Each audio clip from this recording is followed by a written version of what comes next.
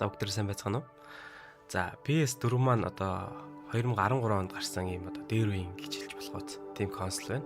За тэгээ гисэн хэдий ч PS4 дээр одоо нэлээд олон гоё тоглоом одоо байдаг те. Одоо орчин үеийн гэж хэлж болохоор нэлээд олон тоглоом бол байгаа. Мэдээж одоо бол хэрэгэлдэг яг онлайнаар ашигладаг хүмүүс бол зөндөө байгаа ах гэж бодож байна. За гэхдээ өнөөдөр хэдүүлээ энэ PS4-ийг хэрхэн одоо jailbreak буюу одоо монголчуудын хэлц сайснаар чип хэрхэн суулгах вэ? За тэгээд тоглоомоо хэрхэн татах вэ талаар бичлэг хийх гэж байна. За тэгээд хэдүүлээ бичлэгэнд орцгоё.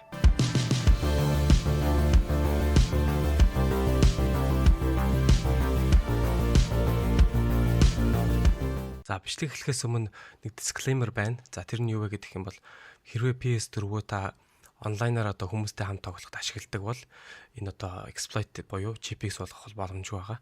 Хэрвээ энэ чипийг суулгасныхаа дараа одоо онлайнаар хүмүүстэй холбогдож тоглох юм бол одоо PlayStation юуг нь мэдээд одоо энэ хактцсан PS байна гэж мэдээд тэгээд бандах аюултай байгаа.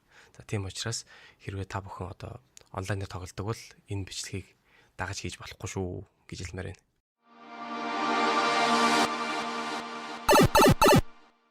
За тэгэхээр PS4-өө одоо чип суулгахын тулд хамгийн түрүүнд хэдүүлээ юуг нь харах хэрэгтэй.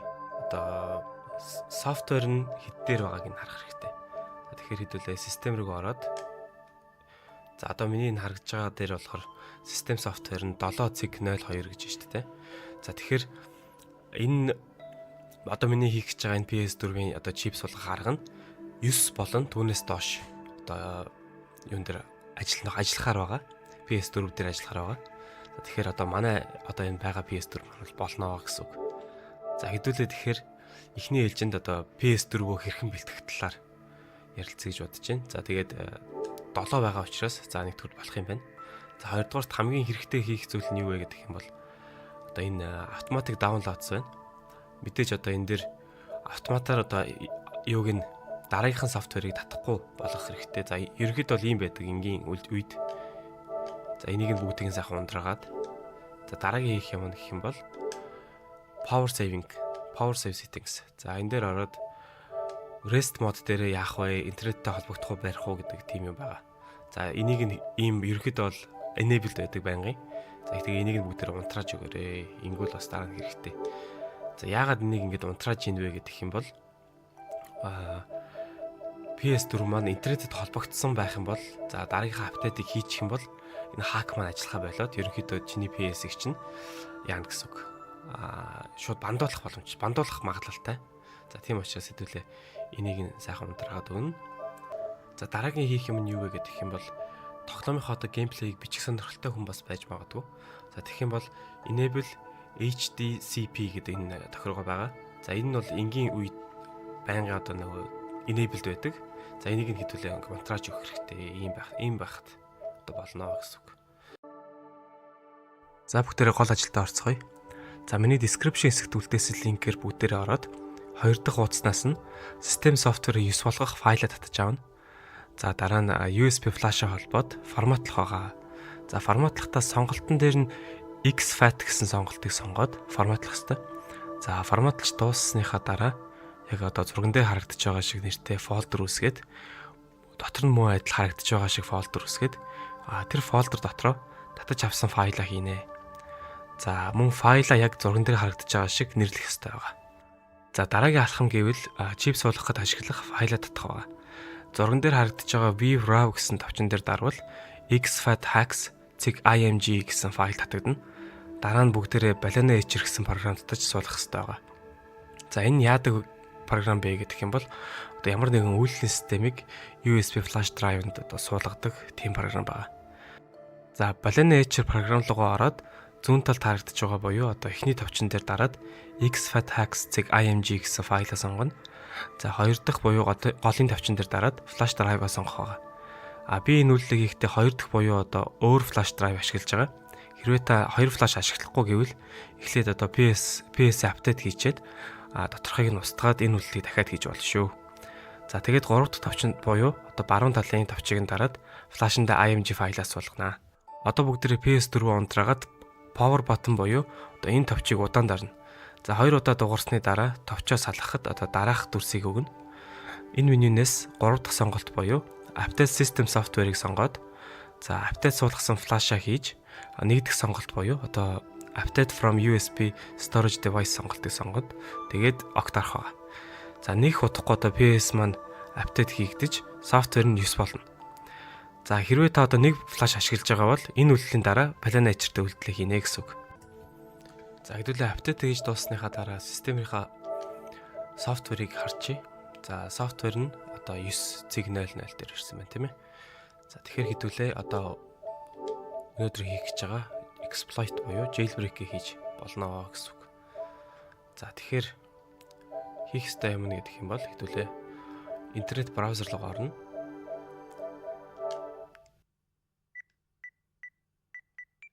За браузер дээрээ дараах одоо линкийг бичиж ороод за хэдүүлгийнхаа сонгох юм нь болохоор одоо хэдүүлээ энэ 9 дээр хийх гэж байгаа учраас 9-ийн gold тайныг сонгох байгаа.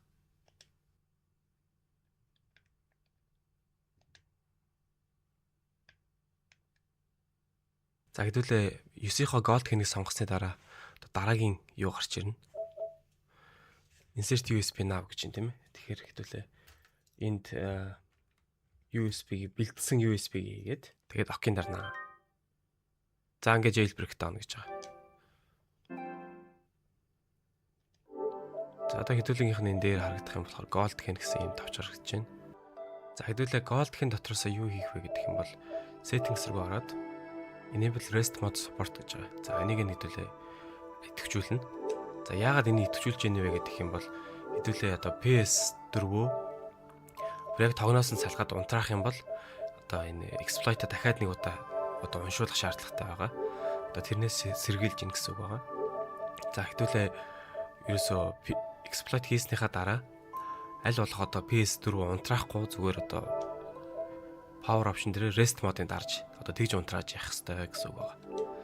За тэгээд gold хэнэ хэдүүлээ суулгаад болцсон юм чинь дараагийн суулгах юм нь болохоор за хэдүүлээ одоо харагдаж байгаа энэ сайт руу ороод за ингээд store installer loaded гэж бич гарч ирнэ. За энэ дээр хэдүүлээ ok гэж дараад за тэгээд энийг гаргах чинь одоо хэдүүлэнд нь бол энэ хэрэггүй байгаа. За саяныхаа одоо сайт руу орсны дараа хэдүүлээ homebrew store суулгаж ийн гэсэн үг. За хэдүүлээ homebrew store-оо суулгасны дараагаар дотроос нь одоо тоглоомоо татдаг тийм одоо аппликейшнийг бас суулгана гэсэн үг байгаа. За миний санал болгох одоо тоглоомын аппликейшн гэдэг юм бол Game Bata байна. За Game Bata-ны яадаг вэ гэдэг юм бол одоо тоглоомоо хэдүүлээ шууд одоо store-оос нь татах боломжтой гэсэн үг байгаа. За хэдүүлээ Game Bata-гоо суулгасны дараагаар ишиг ороод за search дээр нь одоо хүссэн тоглоомоо бичээд одоо хайх боломжтой гэсэн үг байна. За одоо жишээ нь одоо юу гэдэг юм те. Жижигхэн тоглоом юу вэ? Миний одоо мэддгээр төлөө Moonlight-ыг хай л да. За энэ нэг сул тал нь юу вэ гэдэг юм бол Game Bata нэлээд жоохон удаан аппликейшн байгаа. Тэгээд хэдүүлээ энийг ашиглах гэж бас жоохон юу явах хаа. Жоохон төвчээр шаардах хаа. За тэгэл тоглоомоос шууд дотор нь ороод за консол гэхээр мөнгө төлж авдаг юм шиг үлээ. Тэгэхээр хэдүүлээ энийг авахгүй зүгээр аппликейшн гэдэг нь сонгоод тоглоомоос бол авчихна гэсэн үг. За хэдүүлээ downloads руу ороод харах юм бол за ингээ Moonlight-аар татчих чинь. За энэ бас нэг сул тал нь юу вэ гэдэг юм бол жоохон удаан татдаг. За хэдүүлээ энэ удаан татж байгаа нь үнэхээр асуудал байгаад байна гэх юм бол компьютер дээрээ зүгээр одоо ISO файлыг нь аваад тэгээд PS-тэй суулгах замаар бас ашиглах боломжтой. За тоглоом маань татаад дууссан байна. За тэгэхээр хэдүүлээ тоглоом руугаа ороод шалгаж үзье те. Яг ажиллаж байгаа мó гүм үү?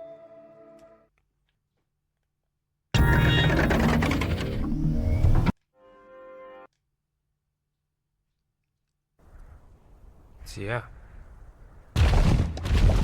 Тоглоом бол ямар ч асуудалгүй ажиллаж байгаа юм байна. New game болох юм.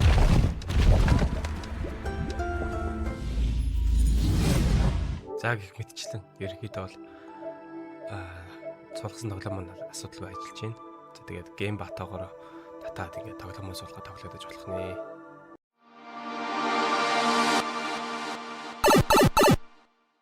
За өнөөдрийн бичлэгийн тухайд ийм байлаа.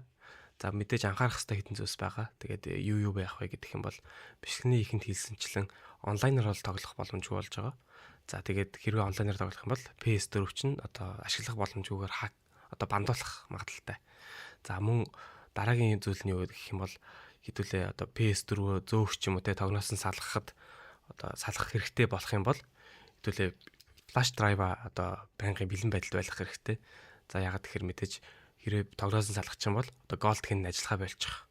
Учираас за флаш драйва бэлэн байлгаад дахин чипэд идэвхжүүлэх нэ гэсэн үг. За тэгээд хэрвээ энэ бичлэг маань та бүхэн таалагдсан бол лайк болон subscribe дараарай. За мөн хэрэгтэй хүнд нь share хийж дөгөөрэй гэж гуймаар байна. За тэгээд дараагийн бичлэг дээр хэдүүлээ дахин уулзцгаая. Түр баяр таа.